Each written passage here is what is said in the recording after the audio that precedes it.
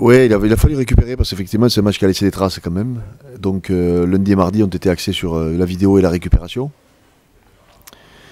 Et bon, ils sont en préparation d'un match important. Donc ce qui a été fait c'était bien. Maintenant ce qui est important c'est ce qui reste à faire. Donc à commencer par ce match dès dimanche à Marseille contre Clermont.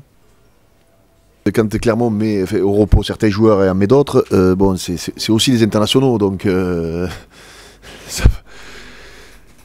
bon. Quand certaines équipes qui ont moins d'effectifs font tourner, bon, souvent elles viennent avec des équipes vraiment amoindries. Bon, c'est pas le cas de Clermont ou de Toulouse quand ils mettent entre guillemets une équipe B, j'aime pas le mot, mais enfin, quand ils font souffler certains cadres, certains titulaires. Donc ce sera, à mon avis, quand même une équipe compétitive. Et puis, c'était comme nous quand on était à la Bayonne, ceux qui sont là se disent il faut montrer qu'on peut dans le groupe le prochain match, quoi. Parce que si jamais tu passes à côté, effectivement c'est terminé. Donc il y a une réelle motivation sur ceux qui seront sur le terrain. Ça, il faut s'y attendre, hein, ça, c'est pas, peu importe l'équipe qui sera présentée. On avait fait entre guillemets la même chose à Bayonne, où on avait mis au repos 12 joueurs. Donc maintenant ils ont fait 2 matchs, quoi, hein. C'est le Stade Français et Leicester, donc il faut quand même jouer. Et même si effectivement si on vient à gagner ce match, on envisagera aussi de redonner du temps de jeu à ceux qui en ont le moins, et en vue du match de Grenoble. C'est peut-être l'équipe la plus complète. La plus complète d'abord quand on regarde leurs résultats, invaincus en H-Cup. Puis clairement c'est un TGV qui, je le disais, c'est un train qui avance de plus en plus vite depuis 7-8 ans. Où ils ont à chaque gare, fait monter des joueurs qui leur ont apporté une plus-value. Commencer par Sivivato et Nalaga. C'est évident que Clermont, sans ces 2 joueurs, c'est pas la même équipe. Mais ils y sont. Donc, ouais,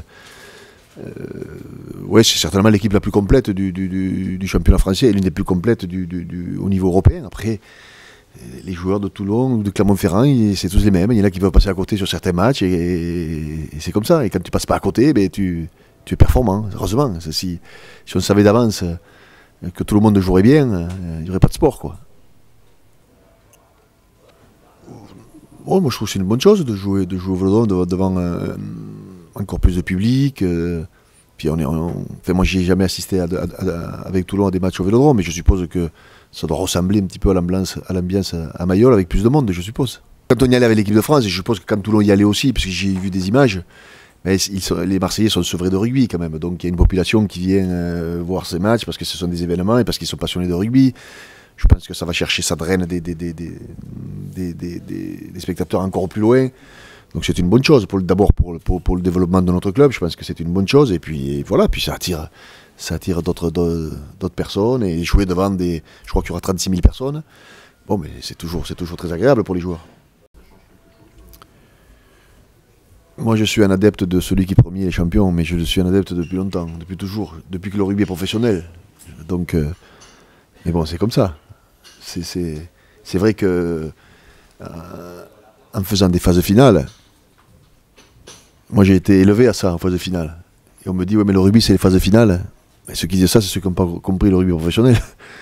Les championnats c'est comme dans tous les sports, celui qui est premier il est premier. Ça me semble normal et ça enlèverait effectivement ces entre guillemets, pas un pass, j'aime pas le mot, mais mise au repos de beaucoup de joueurs. Puisqu'effectivement, où est l'importance de finir premier ou second, voire troisième ou quatrième. Parce que ça fait en plus une recette de plus quand tu es troisième ou quatrième, je crois. Ça allégerait le calendrier, bien sûr. Et puis ce serait sincèrement plus logique, je le disais il y a 3 ans, alors que j'étais plus du tout dans le rugby, à RMC un jour, je disais, mais c'était Toulouse qui était premier, je disais, c'est ridicule, ils sont premiers avec 9 points d'avance, et il va falloir qu'ils gagnent une demi-finale, une finale pour être champion. Donc, oui, moi, après chacun a son idée, son avis. Moi, je suis pour que celui qui est premier, il est premier, il est champion.